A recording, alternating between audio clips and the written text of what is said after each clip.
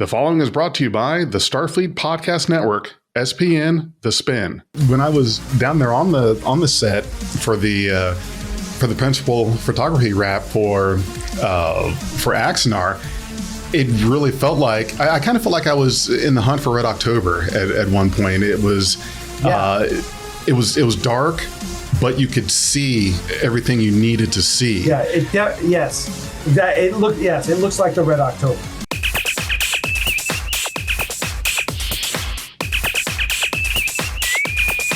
Red alert. Hey everybody, it's Big J, and in just a moment, I will be presenting you with Prelude to Axanar, a Star Trek fan film from writer and producer Alec Peters. Afterwards, please join our Critical-not-Cynical review for our discussions and reactions to the film.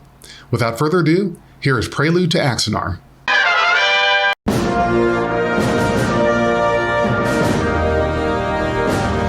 This is a galaxy-wide transmission of the United Federation of Planets. The United Federation of Planets Historical Society, in association with Memory Alpha, presents The 4 Years' War. Stardate 2241.03. The planet, Arcanus 4. Founded nearly a century before, this research outpost has grown into a flourishing, full-scale city. It is a shining example of Federation progress. There could be no Federation without Earth. And the fact that the humans could lead the formation of the Federation just a few years after their war with the Romulan Empire is nothing short of extraordinary. But it represents something very different to the Klingon Empire. Growing tired of diplomacy, their High Chancellor proclaims, if words were water, the humans would drown us all. The bad blood between the humans and the Klingons meant that the job of preventing war and leading the peace delegations fell to Vulcan. Regrettably, we failed.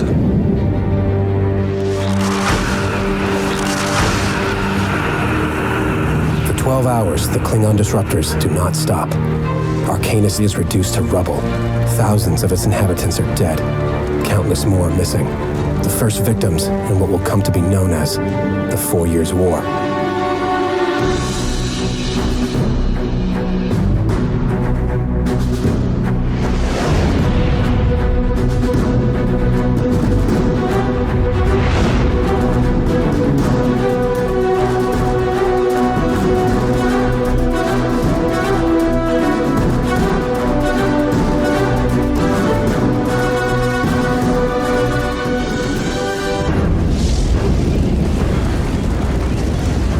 They've been expanding their empire for 200 years before the Federation was formed. That there would be a conflict with the Klingon people at some point was obvious to most of the members of Starfleet.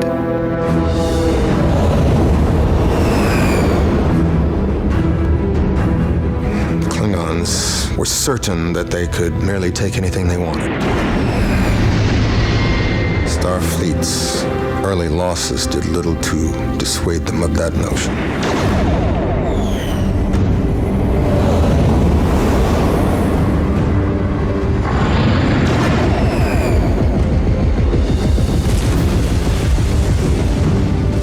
Coriana 6, Vesta, Arcanus.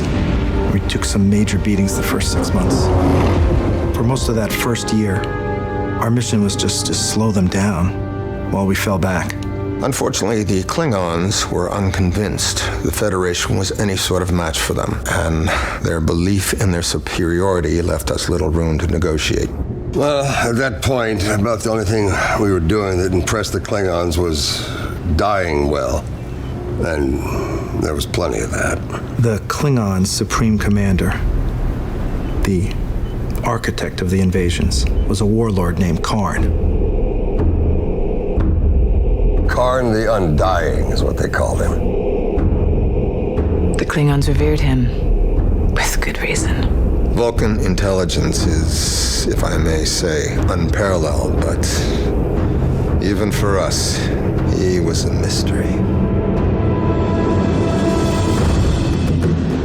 It wasn't until the formation of the Federation that the High Council began to take Earth seriously.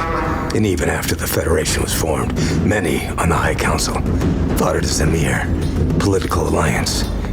Starfleet was never seen as a match for the Imperial Navy. Certainly not one that would impede the growth of the Empire.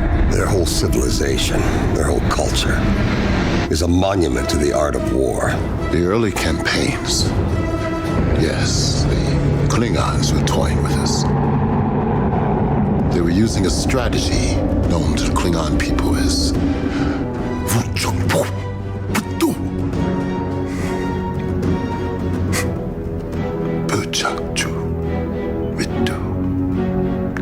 which loosely, roughly translates as the strategy of least respect. The epitome of their arrogance occurred during the ambush of Inverness 5.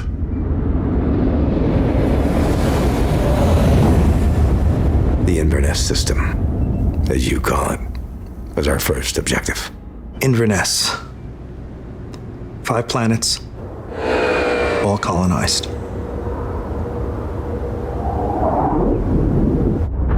Stardate 2243.3, the highly populated dilithium-rich planets of the Inverness system. For your kind, those planets are merely a source of dilithium. For us, those planets are sacred. Goddamn Inverness 5.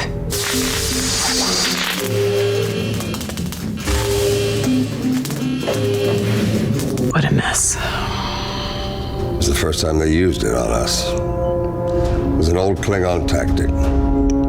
They had a word, Nakchovit. Means the devourer. Day after day, it was the same thing.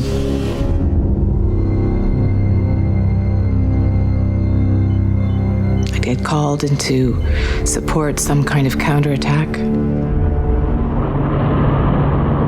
By the time I got into orbit, my orders had been changed. Attack called off. Battle was already over. We'd pull out of warp into a junkyard. Fragments of starships bouncing off my hull. Fragments of the crews as well. 18 starships destroyed. Pick up the survivors, beam them up. We'd be beaming them up, and one of 2 things would happen. The transporters would blow out, or the Klingons would show up and start shooting. I could look down from orbit and see trails of smoke.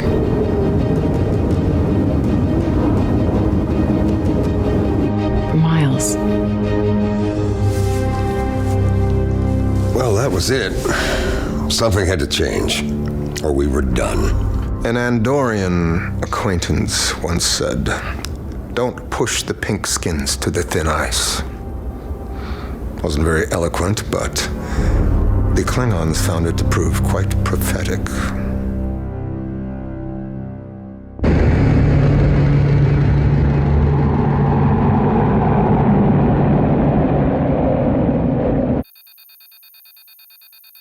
After 2 years of almost constant defeat, the head of Starfleet, Admiral Slater, is forced to step down. Across the Federation, billions wonder who would replace him. I was on the bridge of the Xenophon. It was my first ship in the war. An old Markland-class destroyer.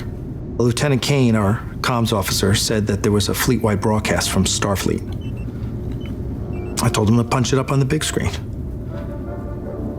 And that's when we heard it was Ramirez. That name spread like wildfire. You ask anybody where they were when they heard it, and they'll remember. We are facing an enemy that is consumed and committed to our total destruction. His first speech to the Federation Council was incredible. An enemy that demands to be fought, and we will fight. There were 40,000 people in Archer Arena. But I say to you, our greatest challenge is not the might of a Klingon fleet. And they all wanted one thing. The greatest challenge laying before us is to do what must be done without undoing the dream of the Federation. Hope. For myself, I have but one fear: destroying the dream of the Federation. Compared to such a loss, I do not fear the Klingon Empire. It was a good speech. Until I heard Admiral Ramirez speak. I had not foreseen the possibility of a peace between the Federation and the Klingons, nor had I foreseen the possibility that the Federation might win. The battle cry of Admiral Ramirez sweeps across the Federation. The first goal was to create a class of ship that could spring Starfleet back into action, back into battle. We had to leapfrog Klingon technology. It was called the Ares class. It was exactly what we needed. We had over a dozen member worlds working on it. It was the first pure warship that Starfleet had ever built. As for Vulcans, though we limited our contribution to propulsion, environmental, and defensive technologies, there were many who wanted us to end our participation in the war altogether. A Vulcan's gonna do what a Vulcan's gonna do. But the Andorians, they were happy to supply us the phasers.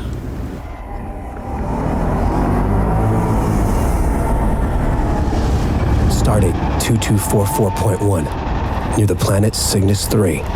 There will always be detractors who think you're taking the initiative too soon, that you're rushing the offensive. I disagreed.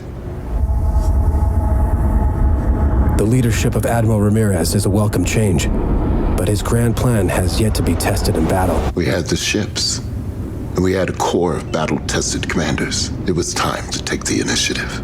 Well, that was Ramirez's first roll of the dice. And they landed exactly the way we wanted them to, the way we needed them to. The code name was Operation Pegasus. Pegasus was the first test of the Ares class against the ship it was designed to defeat, the D6. The Ares class looked good in simulations, real good. But data can only take you so far. The only true test for a combat vessel is combat.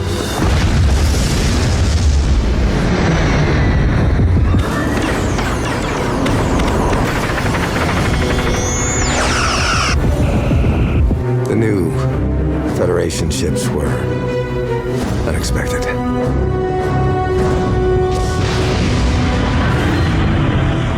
And then there was Garth. That mad Izarian son of a bitch. That was his day. Garth likes to play down his contribution. Don't you believe it? What he did that day, no captain had ever done. We got lucky.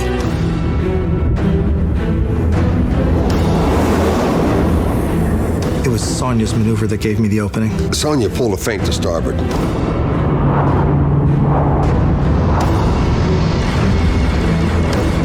Garth just went for it. It was like a Klingon maneuver.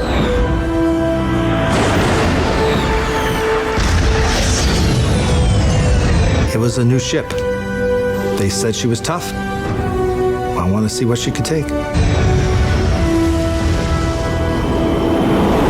After the Battle of Cygnus 3, our ship captain started giving the Federation its due as a worthy adversary. And for the first time, we took notice of Garth of Izar. It was a Klingon that gave me that name. I guess there are a lot worse things that a Klingon could call you. Yeah, sure, I'll tell you. They called me Queen Bitch Whore of the Federation. The Ares class had withstood its first trial by fire and passed through the gauntlet victorious. The Ares had proven itself, and it continued to prove itself. It was bigger, faster, more agile, drip drop. And it was better armed than anything we'd had before. We had lost the advantage.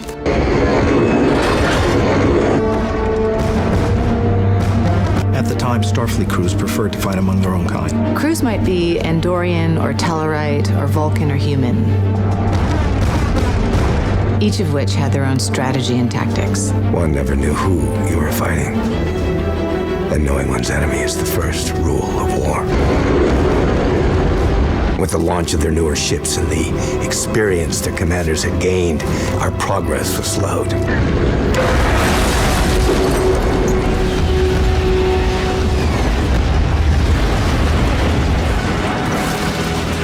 It was frustrating to fight Starfleet.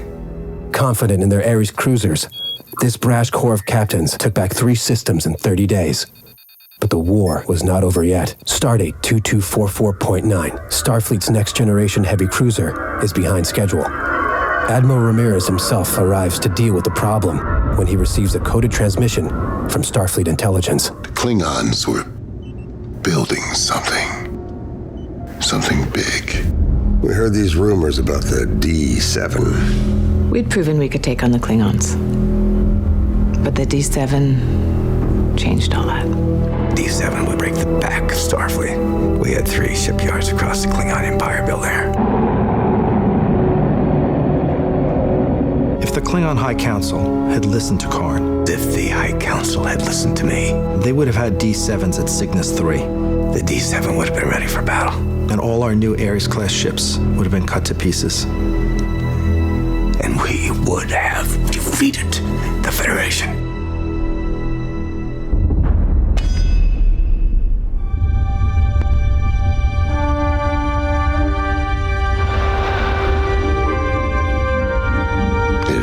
Arms race, a war of technology. The new class of ship was proving more complicated than we realized. We needed more time. If the Klingons launched them first, we would have been outmatched and outgunned again. And by now, the Klingons had learned better than to squander that advantage. I needed another option. I went to my 3 best captains, Garth, Ribot, Trask, and I asked them each for a plan of action. The Admiralty had 3 different plans. The first one wasn't worth spit. The second one was a good plan, solid plan. But the third was Garth's. Garth asked me, out of the blue, if we could have a drink. That's when I told her I had an idea for a battle plan. My first reaction, let me just say this. I was really glad we were drinking.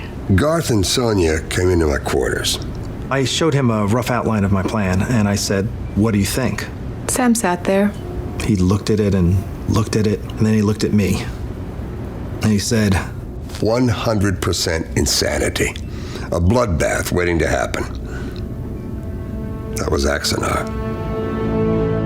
Axanar. Its capture would put the Klingons within striking distance of Andoria, Teller Prime, Vulcan, and Terra. It is the heart of Federation space. Further, Karn's spies discovered that Starfleet's next-generation heavy cruiser is being built in orbit over Axanar. This is his chance to destroy Starfleet's only match for the D7. Garth of Izar knows Axanar is a target that Karn cannot refuse. When Garth first presented his plan to battle the Klingons on Axanar, my first thought was how far he'd come. I mean, he was always an extraordinary explorer before the war. But I knew, in his heart, he was first a soldier. "We didn't sign up to be warriors. That's not what Starfleet's about. We proved that we could do what we needed to do to defend the Federation. I'm proud of everyone who I served with, especially those that didn't make it back." So I signed off on the plan to end conflict with one final battle, to end it at Axanar. D7 was the ultimate expression of the Klingon warship. Technologically superior to anything in the quadrant.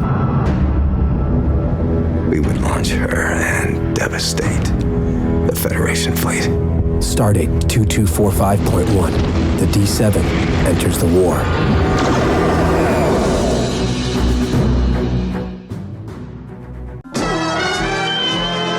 Welcome back to Critical-not-Cynical. I am Big J here with Nico, V-Man, Frank, and special guest Alec Peters. We are going to be talking about Prelude to Axanar, the film that really changed the sphere of Star Trek fan films. There were several fan films that have really made a mark out there just over the course of the entire run of fan films. And Prelude to Axanar is certainly one of them. So, Alec, thank you very much for joining us tonight. My pleasure. How's everything going on your end? Oh, just busy with cat and dog rescues. So we saved 3 little emaciated lab puppies today. We've been looking for. I've been working with the dog rescuer I work with, and there was these 3 little puppies there. Well, there was one little puppy that came up that was at Clayton Animal Control, and it was 9 pounds. It was 9 weeks old, emaciated. It was like 10 pounds. And I said, oh my God, we got to save that. And it turns out she came in with 2 siblings. Mm-hmm. And so Amy was able to get fosters for all 3. So now we're coordinating getting those 3 puppies. 2 of them are going up to North Carolina for fostering. One's staying here in Cumming. So that's what I've been doing the last couple hours is working on that and just planning my weekend, which is all going to be driving for these puppies. But it's all good. They're puppies. I mean, it's there's a lot worse things you can be doing in your life. Yeah, that's right. Well, that's good, taking care of the puppies and the cats and all of that. So we're going to talk about Prelude to Axanar, which I know I have seen several times. And I think, Nico, you just saw it for the first time just a little bit ago when we watched it together. And I'm going to let you guys start so that I'm not taking up the whole time talking, just to give us your thoughts and feelings, critique, review on it. Frank, do you want to start us off? Or V-Man, you can start us right off. Well, I've seen it a couple times since coming into the fan film scene, and I do have a couple of questions. One, why did you choose this story in particular, like to go this route? It would have been easy to have you on a bridge. There's plenty of TOS bridges out there. It would have been easy to have you sitting in the center seat and being a hero of Axanar, like most people choose to film their films, with a crew and the fire phasers and yada, yada, yada. Yeah, but you do it as a narrative. Yes. You chose to go this route. What was your inspiration for that? Why go this route? So the idea was to make a film. I had written a script. For Axanar, titled Axanar, and it was a 2-hour movie. And so the idea was to raise the money, which, like, when I first planned it out, it was going to be. I was like, we're going to need about $600,000. But at that point, it was doing it on James Cawley's sets, like reconfiguring them, to Cage era style, something like that, and so the budget was, which originally started at a couple $100,000 and then grew to about 600, and then we're like, we're never going to raise this money unless we do something. And I had seen Star Trek Renegades in 2013 had done this amazing teaser trailer for their Kickstarter. And it was Walter Koenig as Admiral Chekhov and Tim Russ as, I don't know what his rank was at that time, as Tuvok, and they were just on green screen and they were just talking. And I was like, man, that's what we need to do. We need to do something, some proof of concept that doesn't require us to build sets. And prove that we know what we're doing. And from that, then we could raise the money. So it was going to be 2 steps. Raise money, do something, then raise the money we need for the movie. And the inspiration for Prelude to Axanar was the MASH episode called The Interview, which was an episode, the screenplay won an Emmy Award. And it basically was a newsreel crew goes to the MASH 4077 and interviews everyone. So they're all interviewed in character, and there's not a lot of comedy. It's pretty serious. And I was like, that's what we do. We interview everyone. We're going to do a documentary, and we're going to do it on green screen. And listen, This is 2013. 2014, beginning of 2014 is when I came up with the idea, and that's what we decided to do. And honestly, I had never filmed anything. At that point, I had been on set at Star Trek New Voyages, and I got producer credits at Katoomba was the first one, and then because that was a mess, and Mark Edward Lewis and I basically rescued that project and saved it, and Mark edited it all, and it was great. And then there were a couple episodes that I was a producer on up there, but that was it. So this was my first project, so I was cutting my teeth on it as well. But that was the inspiration, and so we did Prelude. The first thing we did was we did a video where we told everyone we're going to make a short film called Prelude to Axanar. And it was only ever supposed to be, one episode. It was this fictitious documentary called The 4 Years' War, and this was episode 3, right?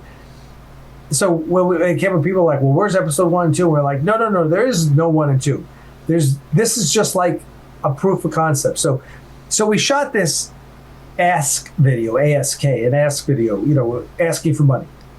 And Richard Hatch was there, and Ryan Huss, and me, and Christian Gossett, and Mark Edward Lewis. And we all got interviewed. And then I edited. Mark taught me how to edit. It was like legendary weekend. It was a 3-day weekend. I went to Mark's house. He taught me how to edit.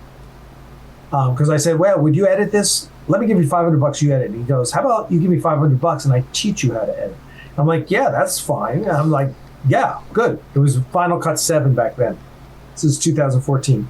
So I sat down and he showed me how to do it, and I picked it up really fast. I will say I was a very quick study, and without sounding like an arrogant ass, which I often do, but not this time, is Mark was like, you are a natural at this. He said, I've never seen anyone pick up editing so fast as you. But it just made sense to me. I was like, well, it's really storytelling. And he goes, yes, exactly. I go, I get it. Just tell the story. It was the technical stuff he was teaching me, but I kind of got the flow. And so the Ask video was really freaking good. And if you watch it, I think it's on the YouTube channel. I went back and watched it, and I was like, and it's 10 years old at this point. And I was like, holy shit, I'll give this guy my money. I was like, it's that good. Yeah. So we raised $101,000. And, I was looking to raise $10,000. I was like, I'm going to sell my car. I had a Lotus Esprit at the time. I was like, I'm going to sell my car. And I'll take 10 grand from there, and then we'll raise 10 grand, 20 grand. We probably can make it for 20 grand, which was really stupid.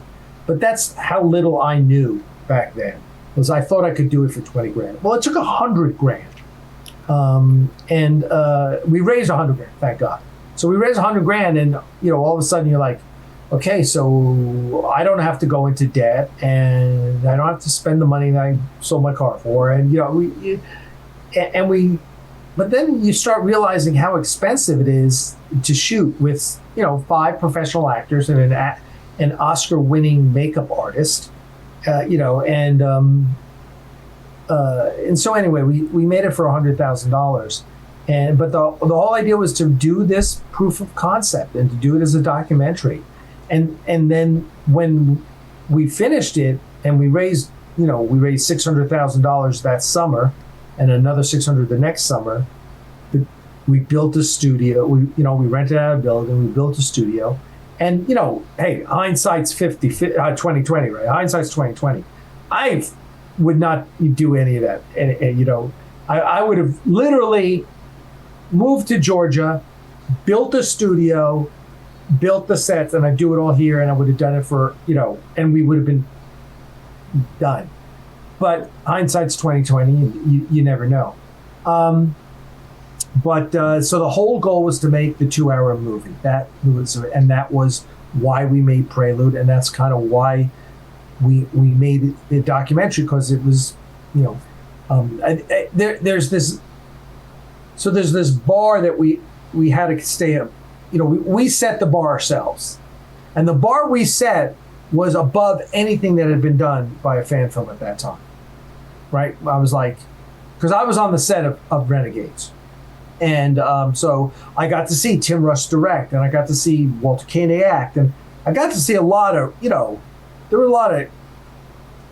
a lot of great people there, and we got Bing Bailey came from working on there, so I got to see some great people. But Renegades, the shoot was a mess because they didn't have a locked script and they kept changing it, and then they'd come in that day and makeup department was ready for Andorians and they had changed the script and they were going to shoot Klingons, and it was a mess. And I say that they had a great line producer, Frank Zanka, who line produced for us as well, and they had a good makeup team in Tim and Lisa, who did Star Trek Continues, and Scott Conway is a super nice guy. Right? I don't want to throw anyone under the bus or throw shade, but the shoot was a mess. It was crazy. It was both good. I learned so much, but at the same time, like, people were pulling their hair out, and the schedule was messed up and everything. So I was like, that is not happening with us. We can't do this. So I learned a lot what not to do also, and so our bar was pretty high. So we had to always stay. So back to your question about why didn't we do it as a narrative? Because we couldn't stay above the bar if we were doing it as a narrative on so little money, right? The budget. So, they always say you have three things. There are three things, and you can have two of them: speed, quality, and what's the third one? I forget now. Speed, quality, and cost. Right? Those are your three variables, and you can do two of them. So if you want it fast, it's either going to be very expensive or you're going to lose quality, and you work with those three variables. And we knew that quality was the most important thing to us, and we also knew that we weren't going to have a lot of money. So it was like, okay, well, let's take our time and let's do this the right way, and there you go. And that's so. That's how we got Prelude. That's why Prelude is the way it looks. And so it's when we had the settlement agreement with CBS and Paramount, and they said, we can only make 2 15-minute episodes. My mind was like, okay, got it. You didn't lose anything out. Down into it 30 minutes. We're going to make the next 2 episodes. We're going to tell the story. And that's why we're now making episodes 4 and 5 of the 4 Years War documentary. When it came time to approach like J.G. Hetzler and like Tony Todd, all of them, how did you? Were they people you already knew? Because I know you and J.G. are thick as thieves now. We all went to Vegas together, and you guys were just buddying it up. Was that something that happened because of Axanar, or was that something that was that a relationship you had before Axanar? Was this more of a right? JG was because of Axanar. So the way it happened is, as I was told, Richard Hatch was a very good friend of mine. I had known him since 1993, when I went to the 15-year Battlestar reunion and met him, and he had flyers on his table. He was teaching an acting class at his home in Hollywood, and I signed up, and we became great friends. So Richard was the first person I cast, and of course this is after Battlestar had finished and all, and we had some very interesting conversations about Battlestar Galactica, because I was there through the entire genesis of Richard Hatch and the new Battlestar Galactica, from him being against trying to do his own project and then being disappointed and then coming around and Ron inviting him, and Tom Zarek was one of the role of a lifetime for him in his mind. Agreed, and I agree. So Richard was the first. I approached Richard and I was like, okay, Richard, I want you to play a Klingon. I said, I honestly can't use you as Richard Hatch. You're hot, so hot off of Battlestar Galactica. I want to make you a Klingon. And he loved that. He was like, yeah, great, Klingon. So anyway, then I had a friend who I knew from Star Trek Las Vegas, and she knew JG. She had performed with him when he was doing his rock band act. She was his singer. And I said, hey, would you introduce me? She said, sure. So she makes the introduction to JG, and I called JG up, and he's JG. He's the nicest, genuine, most genuine guy. Very, very matter of fact, very no bullshit. Has very little tolerance for idiots. But he's just really generous, a generous soul, and a lot of fun to be with. And as you know, he's very magnanimous and loves hanging out with people, meeting new people, which was a very Richard thing. So anyway, JG comes on, and after JG, I got Gary Graham because I had been introduced to Gary by Bing Bailey, our DIT, who's one of our producers on Axanar, who had worked on Renegades. So he knew Gary from Renegades. He introduced me. I pitched Gary. At this point, I got JG and I got Richard Hatch. So Gary Graham's like, sure, I'm in. And then it was WonderCon, which is like San Diego Comic-Con's LA convention. It happens in Orange County. And Richard Hatch had an autograph table right next to Kate Vernon. So and I knew Kate Vernon's manager, assistant. And so I'm hanging out with Richard all day, and Kate, and after I forget how it is, I think, but I start talking to Kate. Like I get up from Richard's table and I start talking to Kate because her assistant introduces me. So we start chatting, and we start chatting, and I tell her about the project and everything. And I walked away from a table going, I am going to write a character for that lady. Like, because I didn't really know Kate Vernon. I didn't know her from a hole in the wall. I knew her in Battlestar Galactica. So I know her as Ellen Tigh, as this lush. And then you meet her, and she's a lady of incredible grace and elegance, and she's Hollywood royalty. Her father is John Vernon, who Dean Wormer, or even, I love John Vernon because of it. He was the bounty hunter in The Outlaw Josie Wales, which, if you're a Clint Eastwood fan, is it's one of my favorite Clint Eastwood movies. And I'm not even a Clint Eastwood fan, and I love that movie. But there's a great scene at the end where, if you're familiar with the movie, John Vernon finally catches up with Josie Wales. But it's kind of like he was like reluctantly hunting Josie Wales, and the guys hunting Josie Wales were assholes, and so Josie Wales kills them all, but except John Vernon. And John Vernon finally catches up on him, and he's basically got Josie Wales dead to rights. But John Vernon's character says, basically cuts him loose. He basically says to Josie Wales, he says, if you ever see Josie Wales, tell him that it's over, and blah, blah, blah. And it's a great scene. And John Vernon, knowing him as Dean Wormer, all of a sudden he's this badass bounty hunter. And it was fantastic. And he was in Mission Impossible stuff. So I seen John. So I was like, I'm writing something for Kate Vernon. And I was like, okay. And sometimes you meet an actor and the character writes itself for you. You're like, I know where this person, I know where I know the character this person can inhabit. It takes a life of its own, basically. Yeah. Yeah. So Kate's character wrote it. It was just like, boom. I knew exactly who she was. And so Christian Gossett, who was my director at the time, we went and some bakery with Kate and pitched her, and she liked it, and she signed on. And then Tony Todd was last. And at that point, we were like, these are the other four guys.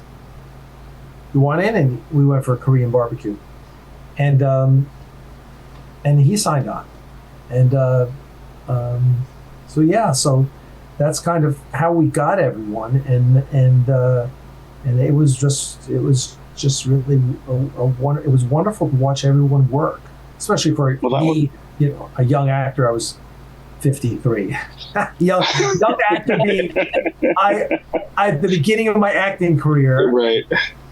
Well, that was one of the things. That was one of the things about watching Prelude is you go into it like, because I had no expectations. All I knew was okay, Alec Peters, he's made this big fan film. Okay, I'll check it out. And then you watch and you're like, oh wait, I know that guy.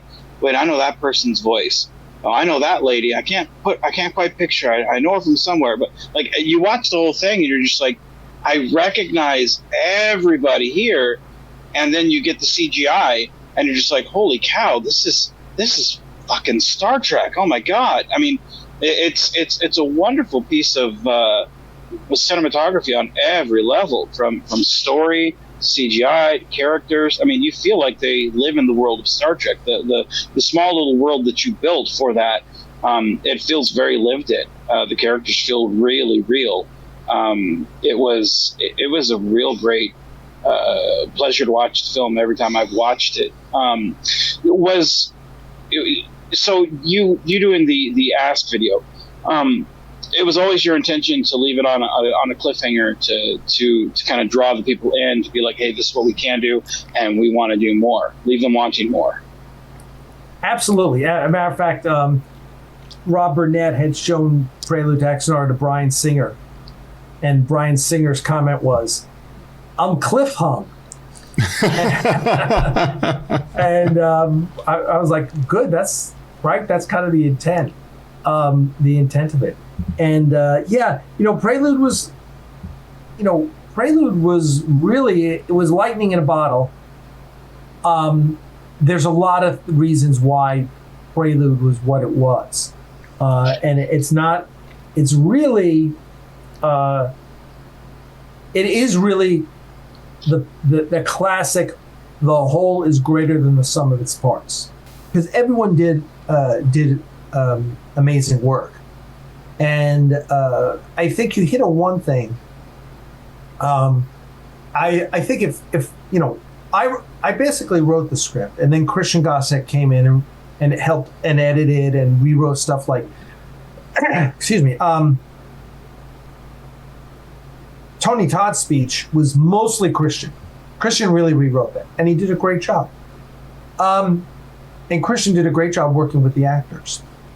But Christian was like nowhere to be found in the editing room. He wanted nothing to do with that. He didn't choose his selects. A director will go through all the takes and said, this is the one I want. He didn't want to do that. So Rob Burnett picked that up and did a lot of the work the director would do, which worked out fine. Because Rob's an amazing editor. Rob's a really great editor.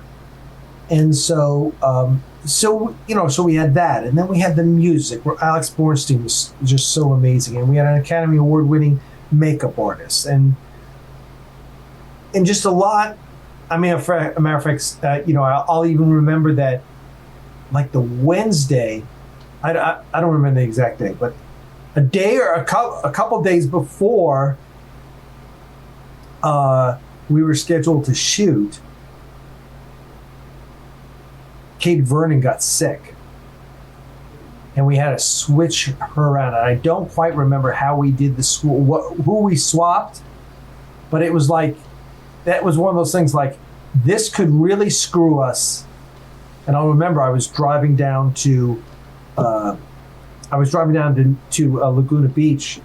It was first date I had with one of the first weekends I had as a date with Diana at the time, the lady I was dating at the time, and who was one of the producers on Prelude. And we solved the problem before we ever got to Laguna Beach.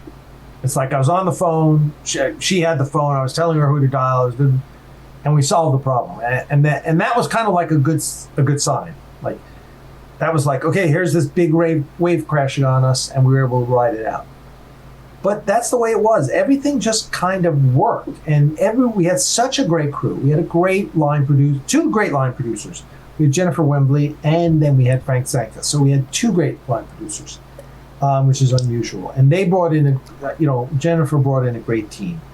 And Christian did a great job. And our DP, Milton, was phenomenal. I mean, a great art director, production designer. Everyone just did their job really well. And it was funny that we shot on like 2 consecutive Saturdays. It was a 2-day shoot, but the 2 days were separated by a week. And the first weekend, I was just telling JG and I were just talking about this the other day. It was Gary Graham, JG Hertzler, and Tony Todd. I were the first 3. And so Gary Graham was getting changed, and I think JG was on set, and Tony was, I think, supposed to go second. And I had nothing to do. I don't shoot till the next weekend. And Tony Todd came up to me, and he was like, "Are you nervous?" I'm like, "What do I have to be nervous about? I'm not doing it. I'm not shooting today." I said, "My performance is next weekend." So I said, "I got great people here that they know what to do. I'm not micromanaging anyone. I'm just chilling out." So but that's the way that went. So Prelude really was lightning in a bottle. And getting back to the bar, so now the bar, as we're doing the next 2 episodes, is Prelude, and you see stuff, and this is the beauty of the fact that we've had 4 major shoots over 3 years, 1, 2, 2.5 years, right? First shoot was November of 2021. Now that doesn't include the 2019 shoot, which we did use 2 performances from, but everything else got thrown away. And so we had time, and that allowed us to reshoot stuff, that allowed us to change things, that allowed us to, and because the bar is always Prelude, and it's like, is this going to work? And we both, Mark and I both know where our heads are, and we both know, you can tell, and you see it on screen, and you go, "Yep," or you go, "Oh, that's just not working." It was. I showed someone our assemblies the other day, and we were talking, and they said to me, "Your Vulcan is amazing." And I'm like, "Yes, she is." That was one of those things, and that's one. We got one of my friends from Howard Fine's acting school from 10 years ago had moved to Atlanta, and she was going to do background, and I said, "What do you read for this Vulcan?" Because she's a beautiful girl, Asian. I'm like, "Okay, read for this." And she didn't. Her first reading sucked, and so we worked on it. And she kept taping herself. She was great. She'd do the lines, and I'd give her feedback, and then I passed her off to Mark, and Mark was like, "I don't know." I'm like, "Trust me, work with her," and he did, and she's brilliant. She's brilliant. So here's someone you've never seen before, and she nails it. And we have 19 actors in these next 2 episodes. Prelude's a really high bar, as you know, and we just keep looking back to Prelude as we've got to be at least as good as Prelude.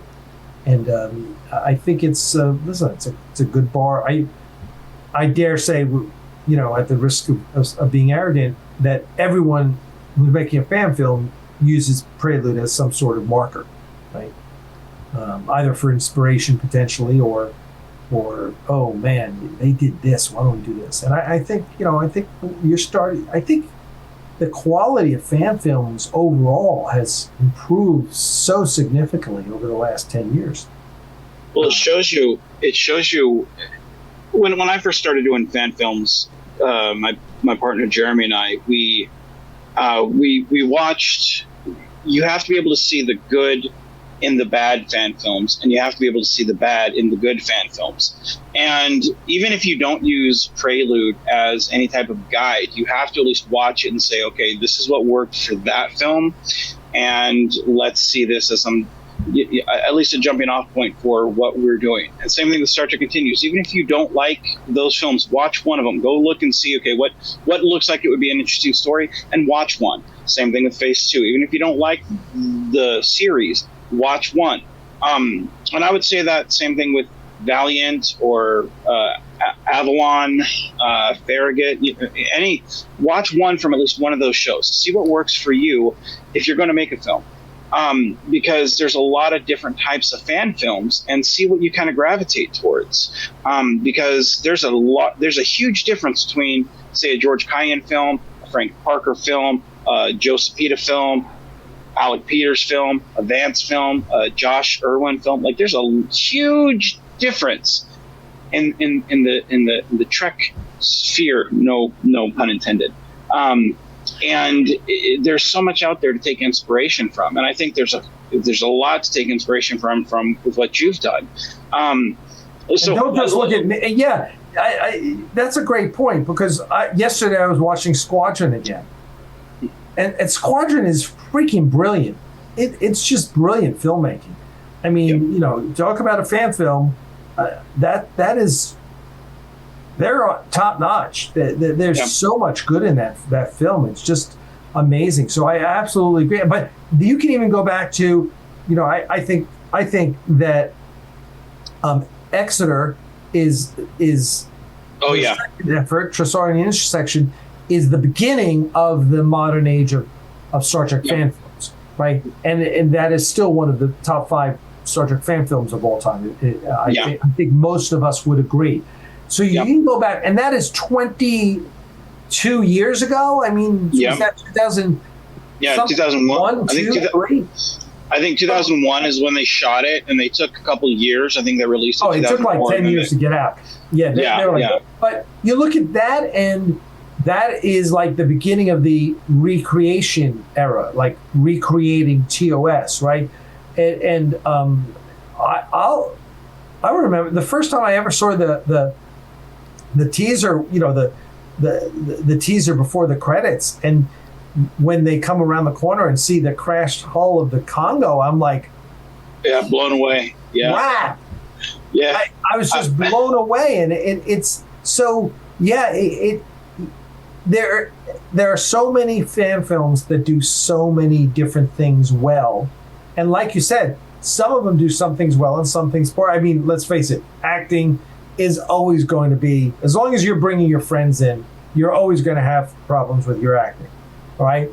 But sometimes that's fine, and sometimes the film makes up for it in so many other places. I mean, I love what I'm seeing from Farragut forward here. I'm really looking forward to what those guys do, because I think there's they're doing a lot of really nice stuff. Yep. But everyone has, there's something in fan films for everyone, and you just have to find what you like and what you don't like.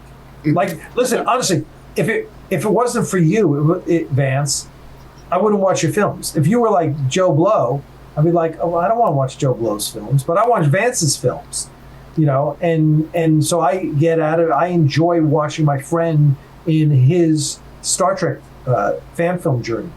All 2,000 episodes of it. Frank, would love to hear your take on Prelude to Axanar. I've got a question about set design. Who came up with the actual concept of the bridge? Well, it was always me. Look, my design parameters were always, remember, we were originally going to shoot this on James Cawley's bridge. Right, the Constitution. So we were going to, because he had done when he was doing Origins, the episode he has, one of the 3 episodes that's never released, he had converted the Enterprise bridge to a cage era bridge. Okay. So I was like, okay, so we know he's able to do that. Let's figure out how we're going to change it for our bridge, which happens before the cage. And I know Darren Doctorman had done a quick sketch for me, like, oh, do this. and because basically we were thinking, okay, if TOS was shot in the 1960s, and The Cage is 10 years earlier, 11 years earlier, whatever. So that's basically kind of like the 1950s, right? Right. Like, and we're 10 years before that. Like, so we're basically the war movie. And so we started trying to balance, well, we don't want to start looking like Buck Rogers and Flash Gordon, right? Because 10 years, that's where the 40s, you know, Buck Rogers and Flash Gordon were like the late 30s, early 40s. We're like, oh, so we don't want to necessarily be doing that. So anyway, at some point we decided to build our own studio and build our own bridge. Once we made that decision, then I was like, one, we're going to build it based on a TOS bridge because we may want to change it to a TOS bridge at some point, and we want to do something that's familiar. So that was kind of the design parameter that we set down. All right, so it's TOS bridge. The major change then was what happens in the command well. And I was like, it's not going to be, you know, helm and nav. So originally it was a station, it was a triple station originally. And I really only realized that a couple of months ago when I found one of my original drawings. It was like, oh yeah, originally it was a triple station, right? And from there I said, you know what? Let's change that even more. And I said, let's have two stations in front of a pilot. So let's do the Voyager thing with one person as the pilot. There's no helm and nav, there's just a pilot. And put two stations in front, which will give us a tactical station and a fleet op station. And so that's kind of how it developed. And Yeah, then the I was just gonna say the actual visual style that was overlaid on top of the wood is basically came from Alexander Richardson and Dana, mostly Alexander, really, because Alexander started working with us when we were in LA, and the first button panels, which we did back then. Well, I know I really was impressed with, I like the way your pilot station is. I have like 500 or 600 pictures of it. And so you may see something similar. But I did, for those who don't realize it, do you see on the bridge those lights down there? Mm-hmm. Those lights are because of this gentleman below me. Yeah. He said, I don't think those grates you have look good. And it looks a lot different. I have TVs up there now. So still working on that. So no, it looks good. It looks much better, Frank. Oh yeah, I love it, you know, with those lights down there. And we've got more practical lighting. I mean, because that's kind of the way they went in Enterprise, right? They went with a lot more practical lighting on that bridge. And that's one of the nice things about our bridges. There's so much practical lighting that we turn off all the house lights and it really pops. So it does. When I was down there on the set for the principal photography wrap for Axanar, it really felt like I kind of felt like I was in the hunt for Red October at one point. It was it was dark, but you could see everything you needed to see. Yeah. Yes.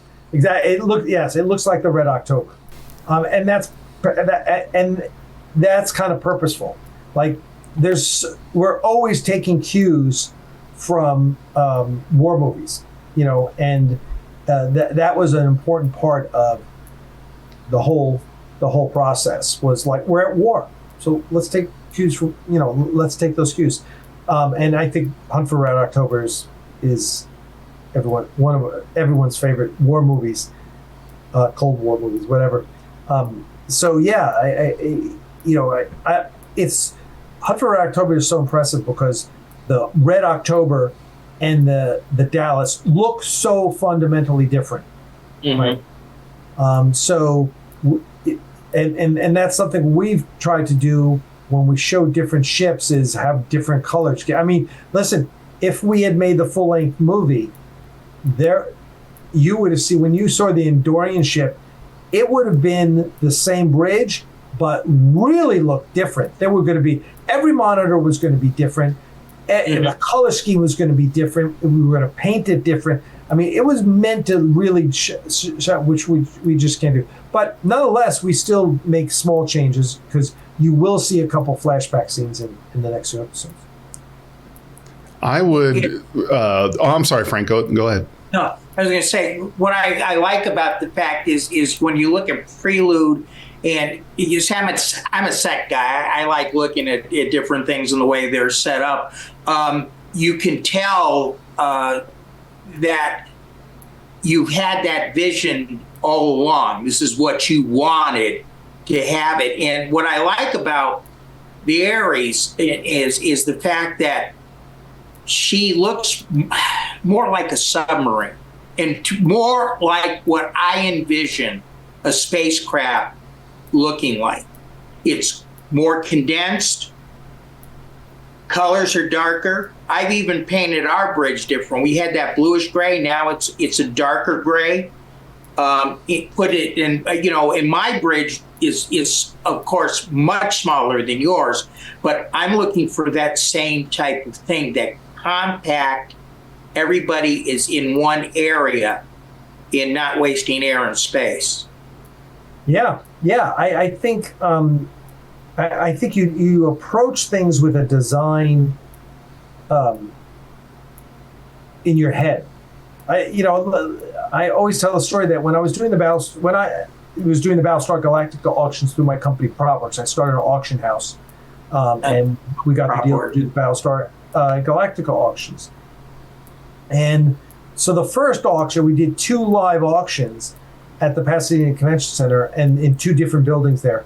The first was a temporary, one of those semi-permanent tents they had set up, and it was really nice. And we had the 3 ships in the middle, and we had props in the back, costumes on the right, set deck on the left, 3 ships. It was very impressive. The second auction, we did, and we basically created the hangar deck of the Galactica, and they got some big foam pieces made that kind of look like those pillars in the Galactica hangar deck, and we had the red and black, and we had the ships line. It looked amazing. And then we had the set deck, and we had everything. It looked amazing. And Kurt Ford, the guy who was in charge, we were out, before the auction started, we were out in the hallway, and he said, "Wow, did you ever think it would look like this?" And I was like, "Yeah, I thought it looked. This is exactly the way I envisioned it looking." I said, "Kurt, that's why you hired me. It wasn't because it was because I had a vision for what we wanted, and we were going to build the auctions to that vision." I said, "So the key is is executing that."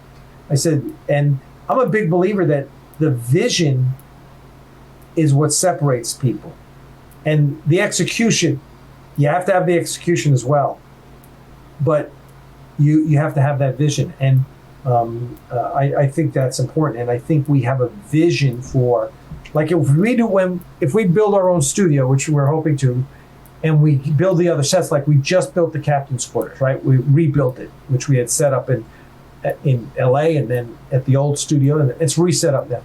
But we're going to do a corridor, and we're going to do other rooms. And there's a different design. It's not going to look like TOS, because we set forth a design idea that this is a warship, and there's bulkheads everywhere, and the frames between sections have doors that close, right? And we're going to show that. And so it was meant with this, and it was a different color theme. Yeah. So yeah, I think when you do that, you have a design theme, and then you execute on that design theme. and this is, I think that's part of that is what separates the great Hollywood production designers like Herman Zimmerman, who did Star Trek, right?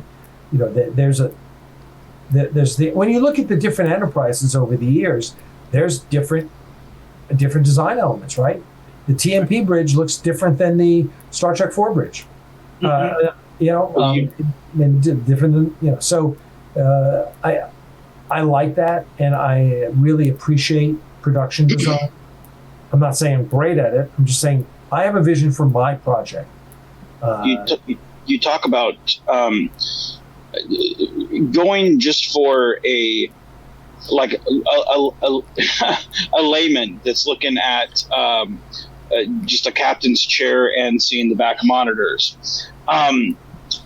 Just looking at that, you've set yourself apart just from the one aspect of if you go back to one of my favorite Next Generation episodes, Yesterday's Enterprise, looking at the regular Enterprise D bridge, which is spacious and glorious and grandiose, and it's almost like a hotel room. And then when it shifts in time and it's dark, it's dark, it's blue, and it's very claustrophobic. You've got the two tactical things on the side, going up to the captain's chair, it's the steps. It's tactical is right there. It's basically over his shoulder instead of like high up here. I mean, it's visually very different, but just the lighting of it looks very different. There's blues shining on Picard's face. Just that one little thing, though, the light, it changes the mood. And just looking at the captain's chair and the back monitors, you wouldn't be able to, a layman wouldn't be able to tell the difference between that captain's chair on the back monitors and, say, TOS captain's chair on the monitors. But just that lighting sense that you've given sets your bridge apart, and just the feeling that it gives of this is a darker ship. This is a darker feel. And the story that we're telling is not the go explore mankind and the galaxy. It's we're here to kick your ass. And we're going to do a good job doing it, And that's, and you notice that also in Interlude, the way Josh Irwin shot Interlude. When you're looking at the Ares, it's much darker than when you're looking at the Artemis, right? He lights them differently, and that's absolutely that's the way we envision it. But we've always said that it was a warship, and so when someone on a live stream today was joking around, said, "Hey, are there bowling alleys on the Ares?" And we're like, "Hell no! It's a warship." There's a Starbucks, but there's no bowling alleys. It's a phaser range.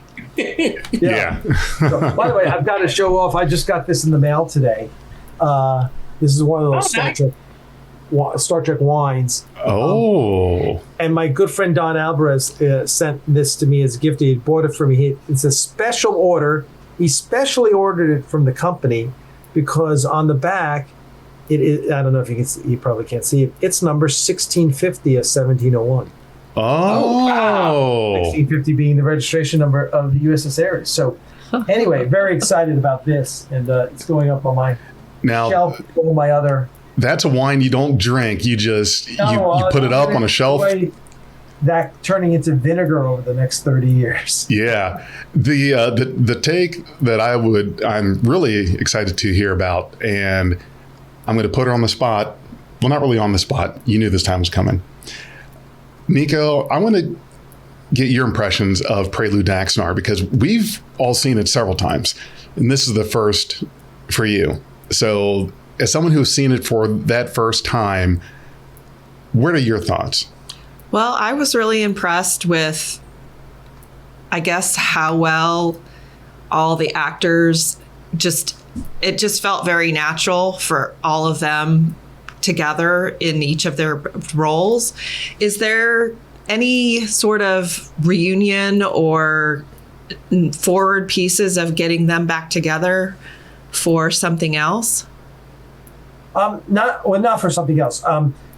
Of the actors, so we have from Prelude, 4 of the 6 actors are back in the next 2 episodes. Oh, great. Okay. continuing those characters. Fabulous. And so that's but I think what you hit on is the characters work well with each other because obviously they're designed to work well with each other, right? It's not, we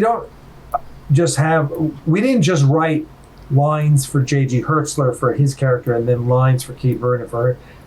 Remember, there's also a 2-hour feature film script behind all of this. So all those actors got to read the full feature script to learn the background of their characters. And then each of those actors talked to me about those characters. And so JG and I talked about his, and Kate had we had a lot of discussions about Kate, and like Kate was struggling with her character. Like even the week before she called me up, I'll never forget. I remember driving down the highway in LA. She calls me up and she's like, she's like, oh well, I really don't know about this character. And I said, look, I said, when you think of this character, and I don't remember if she brought it up or if I brought it up, I said, it's not like I told her, look, this character is tough. She's an ass kicker. I said, that does not mean she's one of the boys, right? I said, you got to think of this captain as Wonder Woman. I said, she's all the strongest parts of a woman. Has nothing to do with male energy. It has to do with really powerful female energy. And so when I mentioned the Wonder Woman thing to her, I said, yeah, I mean, Wonder Woman plays in the same playground as Superman and Batman. Mm-hmm. And she doesn't give a shit, right? There you go. That's your. And she was like, oh, okay, I get it. And I said, look, Kate, I said, when I was writing the backstory for Sonia, I envisioned her as the sole daughter in a family of ranchers in Calgary, Canada. She grew up riding horses. She was riding a horse when she was 4, and she had a bunch of brothers that she was always competing with. And that's a little bit from my background, because when I was coaching women's volleyball, you always wanted to recruit the girl who grew up with brothers. They were just naturally more competitive than the girls who didn't. And but I told her that, and she's from Canada, so she got it, and she was like, "Okay, oh yeah, I got it." So building the backstory for the characters is how you get the performance you want, right? That's why for like playing Garth, the big takeaway for Garth was we did a lot of work reviewing Band of Brothers and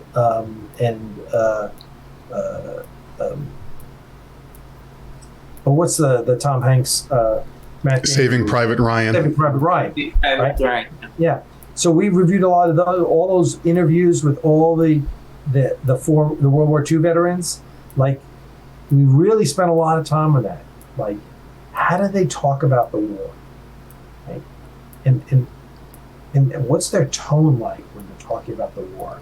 And what are they looking at, and what are you seeing in their eyes? And like, we spent a lot of time on that, and we did rehearsals on that, and that was important because I wanted to infuse that into Garth, because Garth suffers from PTSD, and that's the reason when Garth is injured and he goes through this process of learning cellular metamorphosis to heal himself and all, and he goes crazy. His crazy manifests itself in megalomania, in this desire to conquer the universe, because he wants to end war, because he's been so scarred by it, and it's one of those things that you push down, you push it down, you push it down, and at some point it may leak out in some strange way. So for me, having that. And listen, one of the nicest compliments I ever got was some guy who was like, when I saw you, Alec, he was like, you just reminded me of Dick Winters in Band of Brothers. And I was like, well, wow, thanks. I was like, that's the nicest thing you could possibly say to me, because that means I did my job. And it was a great job that you did and everyone involved with the production did for Prelude to Axanar. It's a great film, and I'd like to wrap us up now. So we could probably sit for the whole night talking about Star Trek, how that is. Alec, thank you very, very much for sitting down with us and telling us some stories. We've talked about Prelude to Axanar several times, and I still heard some new stories that I hadn't heard before. So that's always a treat to get that. And Frank, Vance, Nico, thank you for being here with us and with this talk. We'll definitely going to be doing this a lot, and really, really, really looking forward to Axanar coming up. It's keep my really, really looking forward to that one. So so that's going to be great. And if you would, Alec, so that the people can stay up on the know for just new Axanar stuff, releases, tell us about the newsletter.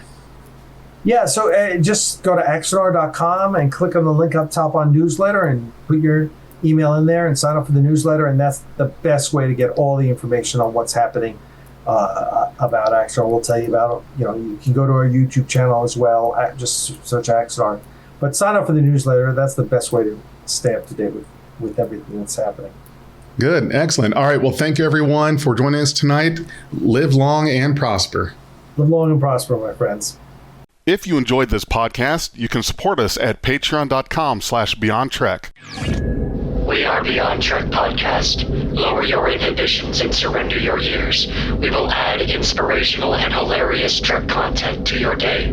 Your attention will adapt to subscribe to us. Resistance is futile.